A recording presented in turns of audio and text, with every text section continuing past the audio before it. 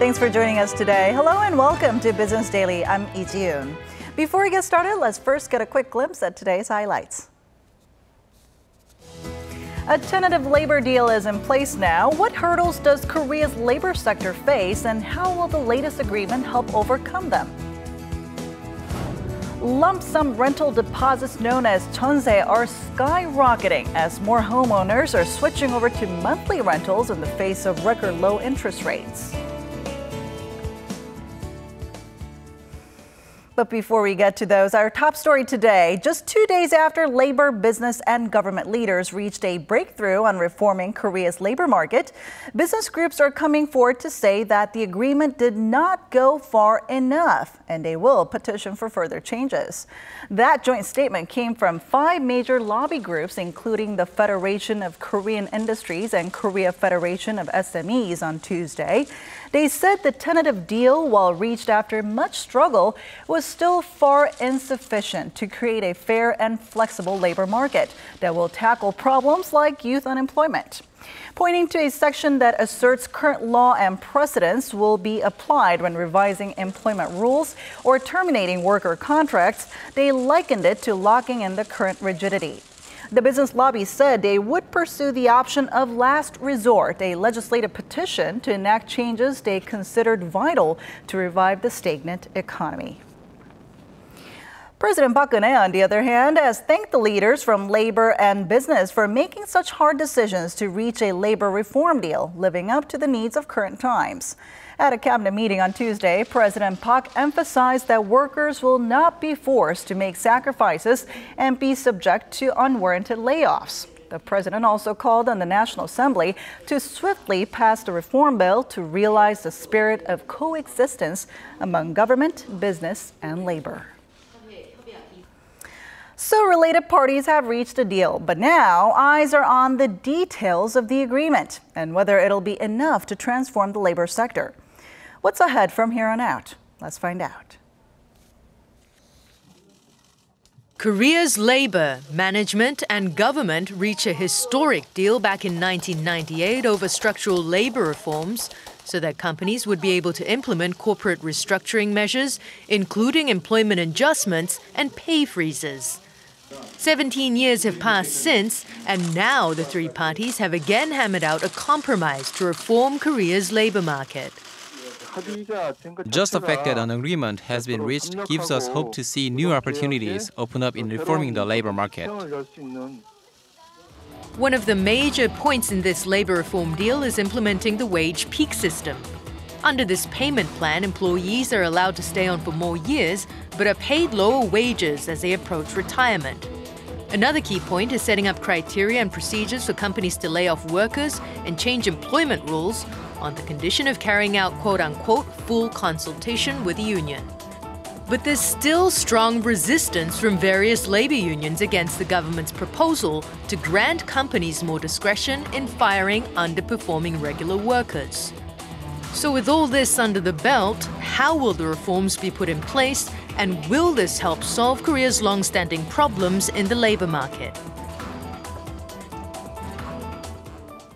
And to tell us more about this, we're now joined by Professor Yang Jun-seok from the Catholic University of Korea in the studio with us today. So good to see you, Professor. Happy to be here. All right, so how did this overhauling of the labor sector come about? I mean, what are some major problems that we've seen so far in the country's labor market up until now? Okay, I think there's 2 big problems that we need to mention. The first is that Korean labor has fairly low labor productivity.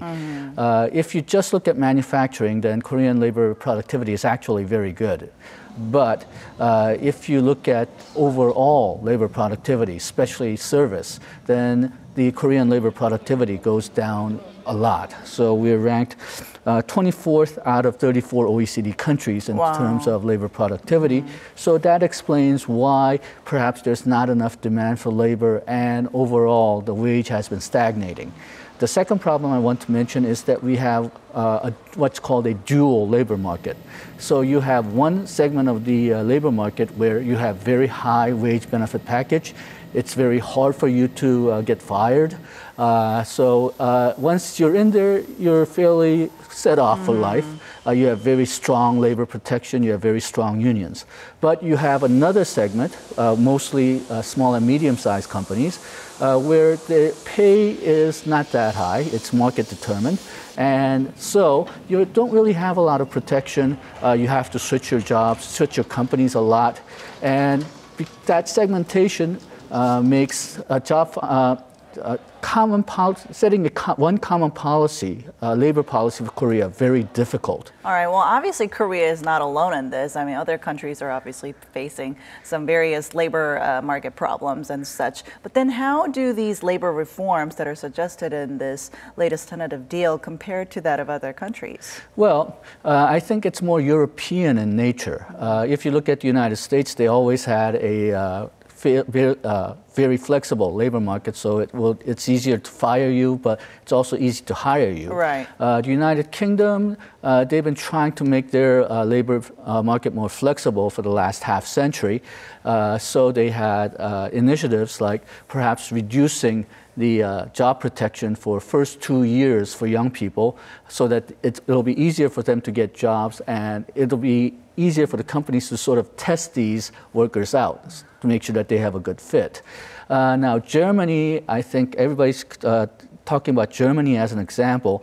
What they did was, faced with low labor productivity, they installed what they call mini jobs, which is basically part-time jobs in specialized fields. So they can hire more people, but also be more flexible in how companies and individuals can work. And they reformed their unemployment insurance and welfare package, so it'll give them more incentive to find work.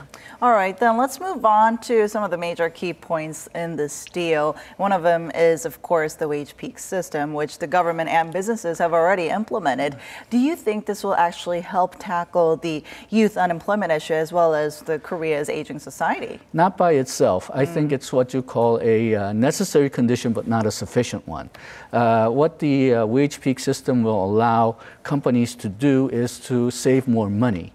But there's no guarantee that they'll spend this savings on new jobs. They might prefer to spend it on new machinery or increase their profit margin. One nice thing about this agreement is that apparently they agreed to use this money to create new jobs. For young people, mostly. Exactly. But unless you have that kind of a guarantee, having a wage peak system by itself will not guarantee creation of new jobs. All right. Well, one of the most contentious issues has been the Labor Ministry's policy on being able to, for companies to be able to lay off more workers. Can you tell us more about that? Okay. Well, if you look at international comparisons made by places like IMD or World Economic Forum, Korean labor market has always been classified as very inflexible. It'll be very hard to fire people. But if you look at Korean dual market system, that's for the larger companies, the government-related jobs. If you look at the small and medium-sized companies, it's actually fairly easy for them to hire and fire people. Not necessarily because the laws are not in place, but a lot of these small and medium-sized companies really cannot afford to obey the laws. Right. So if you look at the labor market overall, then you can argue that Korean market is somewhat flexible. But if you look only at the companies which make the big news, then Korean labor market compared to most other countries are incredibly inflexible. And as I mentioned before, I think that makes having one policy for the entire labor market very difficult, because you have a particular set of problems for the better segment of the labor market, but you need more protection and perhaps more aid for the less well-off part of the labor market. All right, then what kind of changes do you expect once these reforms are put in place? Well, I hope that the unions and the companies have more conversations. I think part of the problem, especially in the better segment of the labor market, is that people are sort of out for themselves. you sort of expect that in a capitalist system. Yes. But I think there are systems where, in the United States or in Europe, where the incentives for labor and company align. So they have more profit sharing between the two entities, but also more risk sharing. If you look at the way that the Korean labor unions and these large companies fight all the time, well, the larger companies want labor to take more risk without giving them much of a profit. On the other hand, the labor unions want to have more profit sharing, but not necessarily take part of the risk. So we need something to help them align more so that they both take profit sharing and risk sharing. Well, we can hopefully this beginning of the conversation will allow that. But one of the major federations of Korean labor unions has accepted this agreement. The other one has not. Right. And a lot of these, we have agreed on the principles, but now we need concrete guidelines, concrete laws and regulations to try to make this work. So the devil is going to be in the details. And there's going to be a lot of pain, I think, trying to convince people who are not convinced that this will be good for labor. So there'll be a lot of conflict. All right. We'll have to wait and see how things go from here on out, since the ruling Assembly Party actually plans to submit a labor reform bill to the National Assembly tomorrow on Wednesday. Okay. All right. Thank you so much for coming in today. Thank you.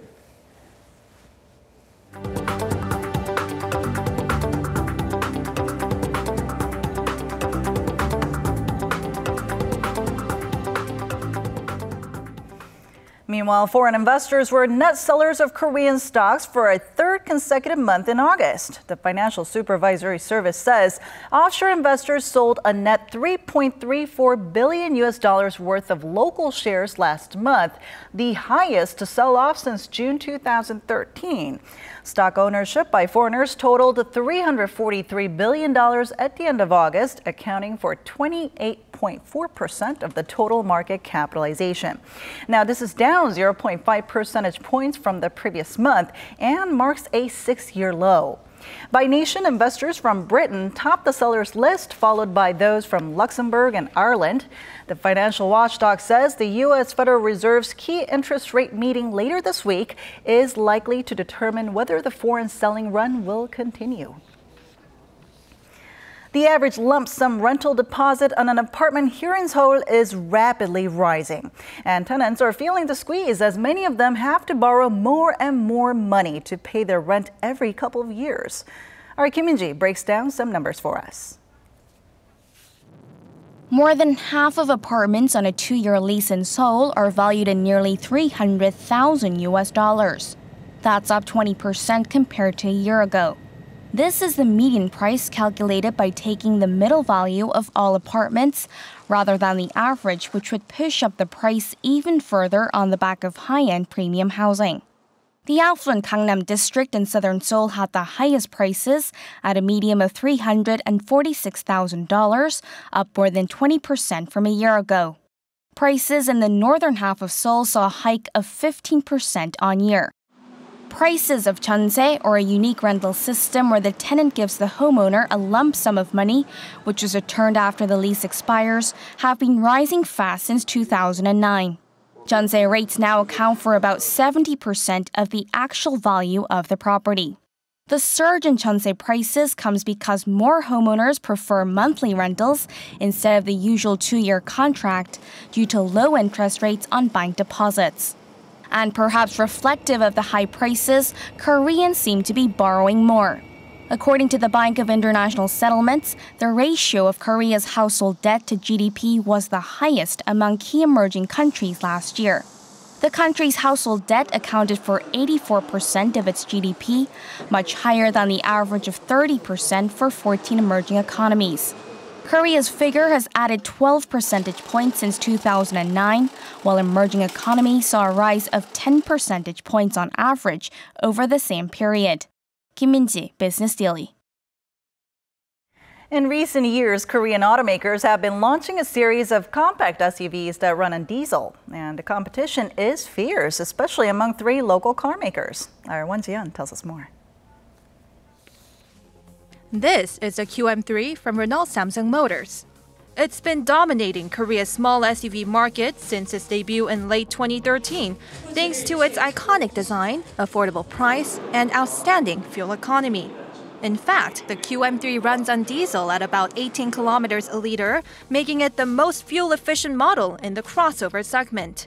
So it comes as no surprise that the QM3 has remained the company's steady seller for the past few years, with over 2,000 units sold every month. But this year, Korea's fourth largest automaker, Sangyong Motor, launched the diesel version of its popular Tivoli line, quickly proving itself as a force to be reckoned with. The Tivoli diesel enticed consumers with its price tag that begins at around just $18,000. As a result, more than 4,000 Tivolis were sold in just over a month after its release in July. Last but not least, GM Korea has also joined the competition by launching the diesel line of its Chevrolet Trax in August.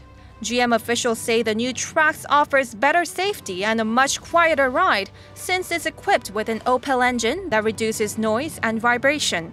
This product will offer the best performance in torque, fuel economy, and on top of that, state-of-the-art safety for our customers. It looks like the battle of the compact SUVs will ultimately come down to people's choice between fuel economy, design, or safety. Won Ji-hyun, Business Daily.